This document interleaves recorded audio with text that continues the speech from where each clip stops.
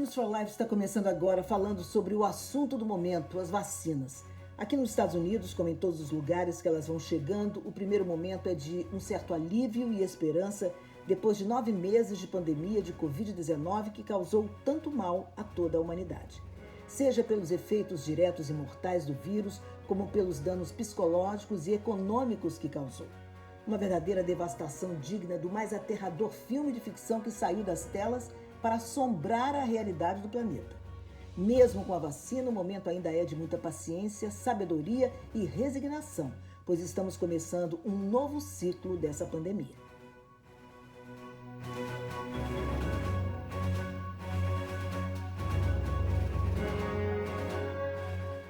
A vacinação do Covid-19 começou nos Estados Unidos ontem, no mesmo dia em que o país atingiu 300 mil mortes por coronavírus. Este momento duplo de esperança e desespero exemplifica a luta de saúde pública que enfrentamos agora. Os especialistas estão mais uma vez enfatizando que a melhoria generalizada na situação do vírus não será realmente sentida até meados de 2021 e as máscaras ainda serão necessárias no futuro próximo. Há também a questão de quem toma vacina depois dos grupos de prioridade máxima. Devem ser agricultores, bombeiros, comissários de bordo, policiais. À medida que essas decisões importantes são tomadas, a situação continua piorando, tanto que nos Estados Unidos cerca de uma pessoa morre de Covid-19 a cada minuto. Casas funerárias e necrotérios agora estão sobrecarregados enquanto as famílias sofrem e todos nós nos preparamos para um inverno ainda mais devastador.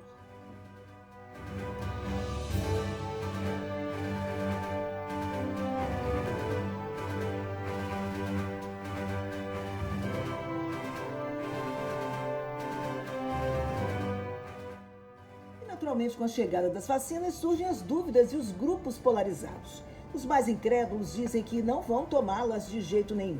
Os que ainda estão em cima do muro, sem uma ideia formada sobre o assunto, alegam que preferem esperar uma grande quantidade de gente ser vacinada primeiro para decidirem se vão tomar ou não. E, finalmente, tem os otimistas que já declararam abertamente que, ao primeiro sinal, estarão prontos para receber a vacina sem titubear. Ao lado disso, surgem também as perguntas sobre a real efetividade da vacina e seus possíveis efeitos colaterais. Por isso, os infectologistas estão respondendo às dúvidas mais comuns. Vamos a elas.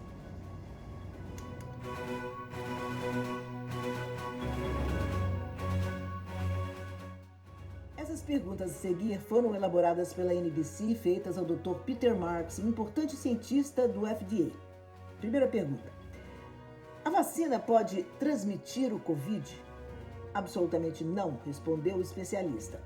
A vacina Pfizer-BioNTech não contém nenhuma substância que possa infectar as pessoas com o SARS-CoV-2, o vírus que causa o Covid-19.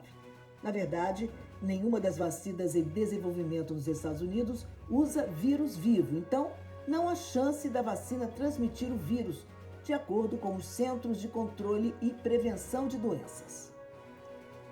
Segunda pergunta: meu filho deve tomar a vacina? Não, se ele tiver menos de 16 anos. O FDA autorizou apenas a vacina Pfizer para pessoas com 16 anos ou mais. Embora os testes não incluam jovens nessa faixa etária, o FDA disse com base em tudo que sabe que acredita que quaisquer riscos nessa idade são superados pelos benefícios da imunidade deles.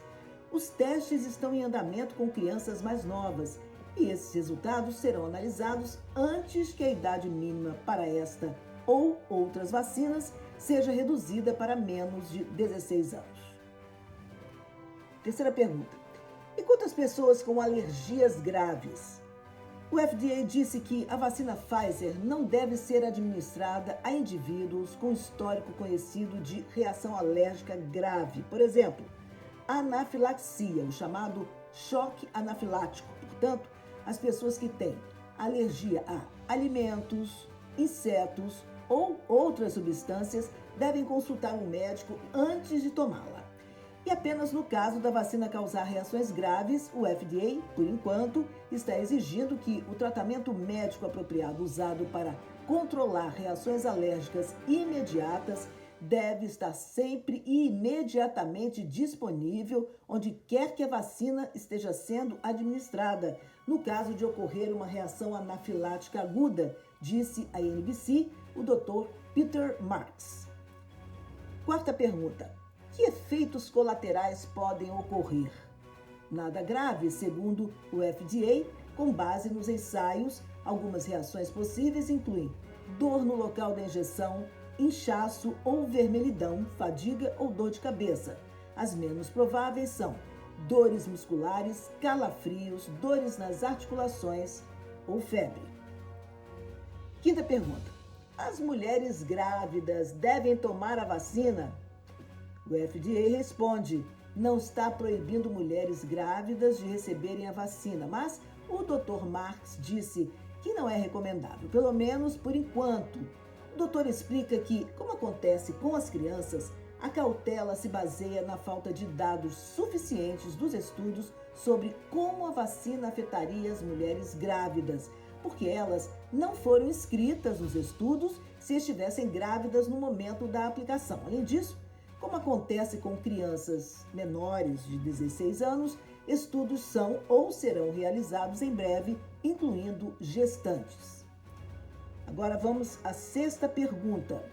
Quanto tempo dura a proteção da vacina? Uma pergunta realmente importante, porque as pessoas ficam com medo, né? Será que eu estou imune mesmo? Então vamos à resposta do FDA. Muito cedo para dizer, afirmou o cientista. Um sinal importante é que a imunidade a outros coronavírus, SARS e MERS, é de longa duração. E as pessoas que já tiveram Covid ainda podem ser vacinadas, porque ninguém sabe quanto tempo pode durar sua imunidade natural. A próxima pergunta: é hora de jogar a máscara fora? E não, de jeito nenhum, afirma o FDA. Mesmo se vacinada, é possível que o vírus entre pelo nariz dessa pessoa e seja expelido para outras que não estejam imunizadas. Portanto, todos precisam permanecer mascarados até que a imunidade generalizada seja alcançada.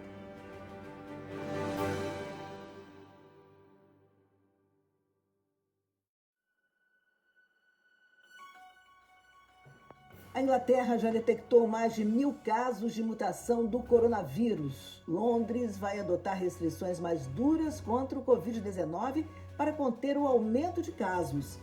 A Espanha espera vacinar 70% da sua população até setembro de 2021. Estados Unidos quer imunizar 100 milhões de pessoas contra o Covid-19 até o fim de março de 2021. Com foco em asilos, Canadá dá início à vacinação contra o Covid-19. E no Brasil, a autorização para a vacina contra o Covid-19 poderá ser dada em até 10 dias, diz a Anvisa. Em nota, a agência diz que poderá usar dados de saúde de outros países.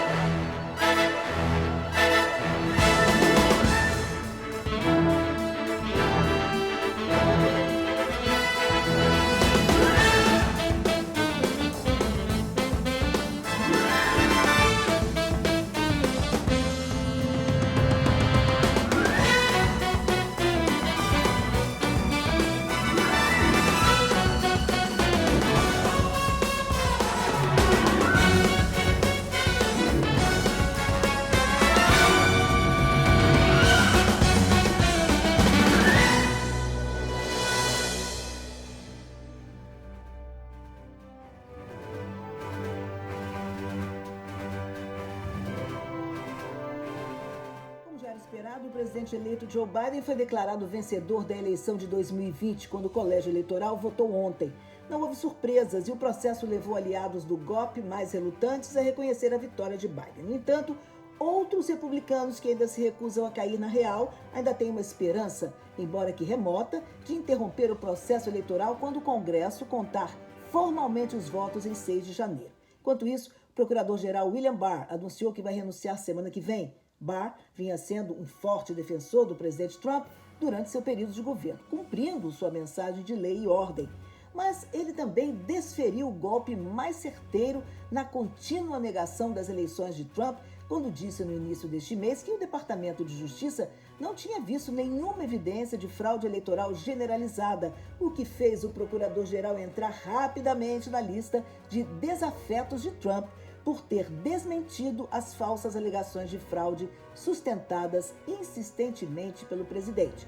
Um dos últimos líderes mundiais a reconhecer a legítima eleição de Biden foi o presidente russo Vladimir Putin. No entanto, o presidente brasileiro Jair Bolsonaro, que tem apoiado Trump o tempo todo, ainda não se manifestou sobre quando vai reconhecer Joe Biden como presidente eleito dos Estados Unidos.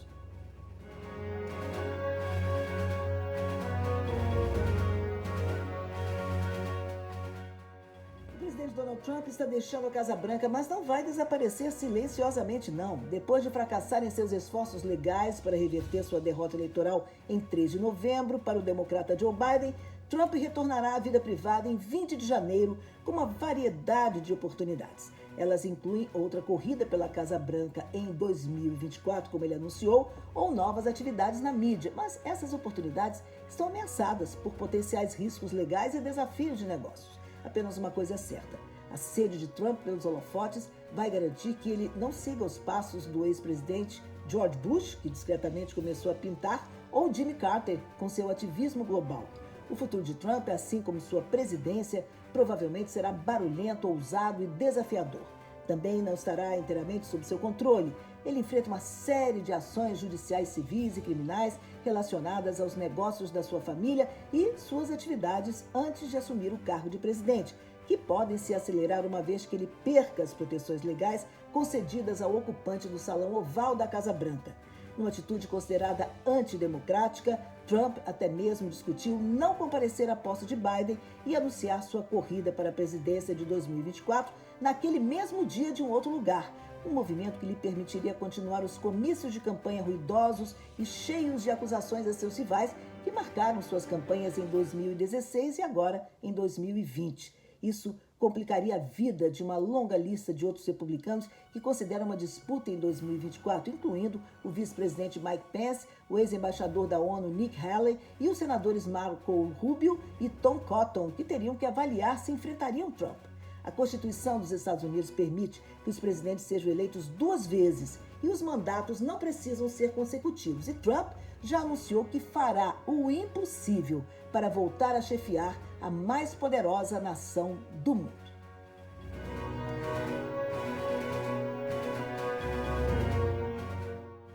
E o News for Life vai ficando por aqui hoje com informações da NBC, CNN e Reuters. Muito obrigada pela companhia e eu volto amanhã com o News for Life, o Pocket News, que cabe no seu bolso com notícias rápidas e objetivas para quem vive na correria do dia a dia. Até lá!